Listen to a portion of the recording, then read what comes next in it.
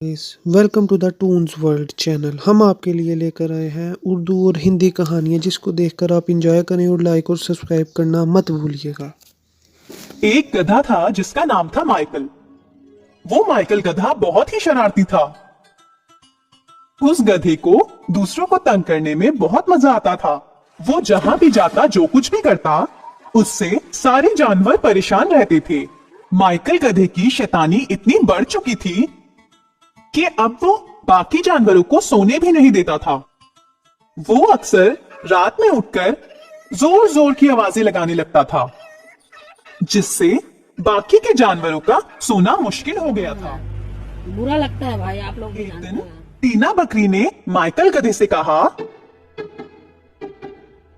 अरे माइकल भाई, तुम रात को बिना मतलब जोर से आवाज क्यों लगाते हो?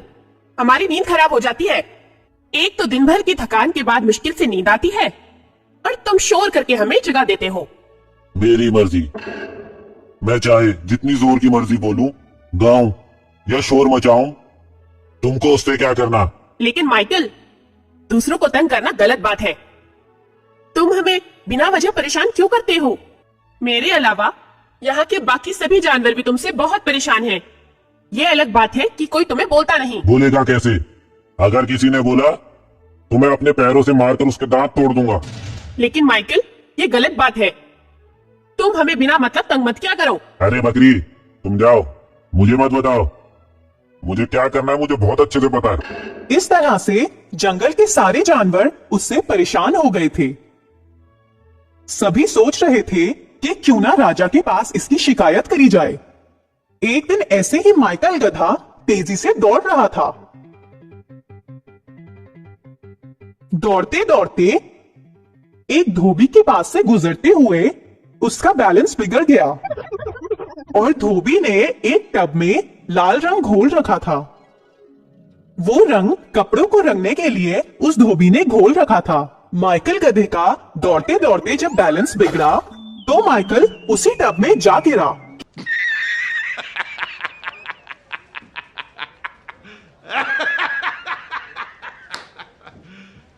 You serious? किसी तरह अपने आप को संभालने के बाद जब वह टब से बाहर आया और वापस जब जंगल की तरफ आने लगा, तो उसे यह देखकर बहुत आश्चर्य हुआ कि बाकी जानवर उसको देखकर दूर से भागने लगे थे।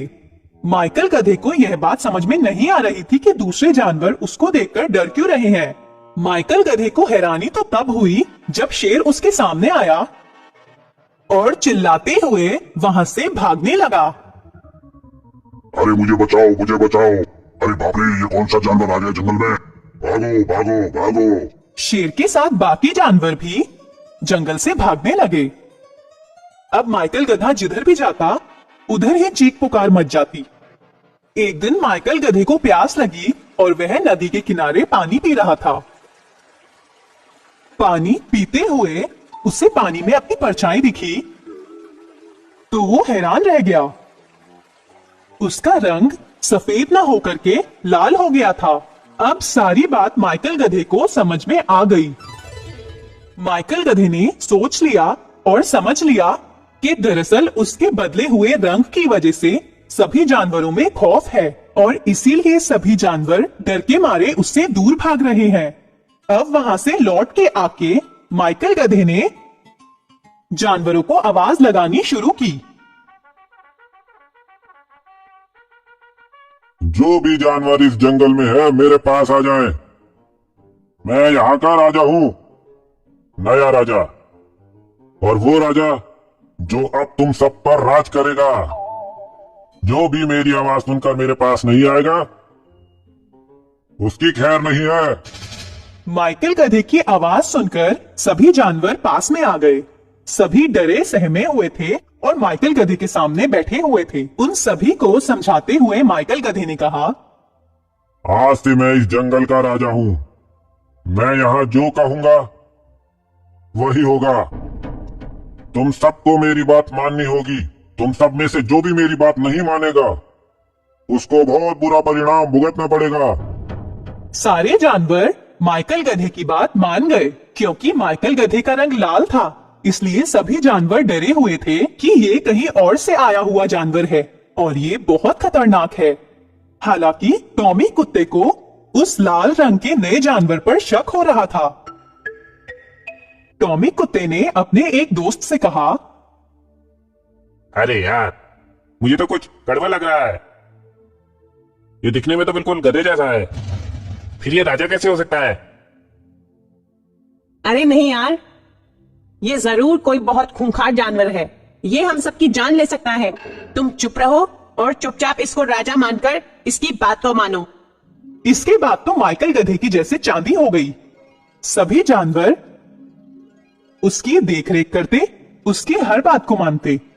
यहां तक कि जंगल का राजा शेर भी माइकल के लिए खाने पीने का जुगाड़ करता था। राजा, आज आप खाने में क्या पसंद करोगे? मैं हरी हरी और मुलायम घास खाना पसंद करूंगा। तुम जाओ और जाके ले आओ। इस तरह से माइकल गधे के दिन बड़े अच्छे बीतने लगे। एक दिन की बात है, माइकल गधा सभी जानवरों के साथ बैठा हुआ था। वो एक ऊंचे स्थान पर बैठा हुआ था, बाकी सभी जानवर नीचे बैठे हुए थे। तभी माइकल गधे ने कहा, आज हम सब अंताक्षरी खेलेंगे। तुम सब बारी बारी से एक एक गाना सुनाओ। सभी जानवर उसकी बात मान गए और बारी बारी से गाना सुनाना शुरू कर दिया। सबसे पहले टीना बकरी ने गाया।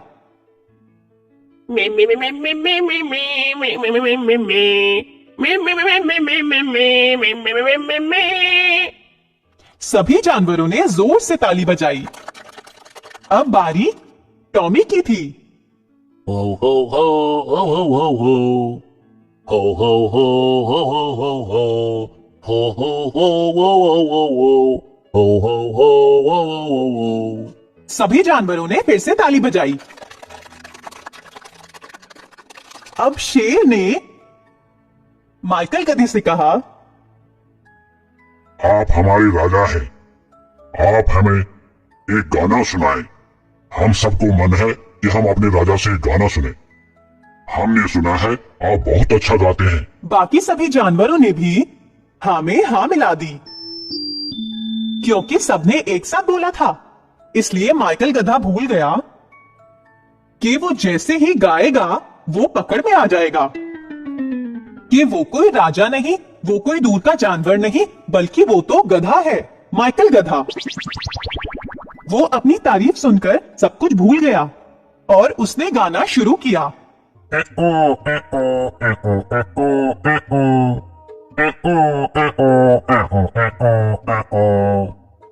तभी सभी जानवरों ने उसे पहचान लिया और बोले, ये तो माइकल गधा है। अरे अरे अरे, ये तो माइकल गधा है। हाँ हाँ, ये तो माइकल गधा है।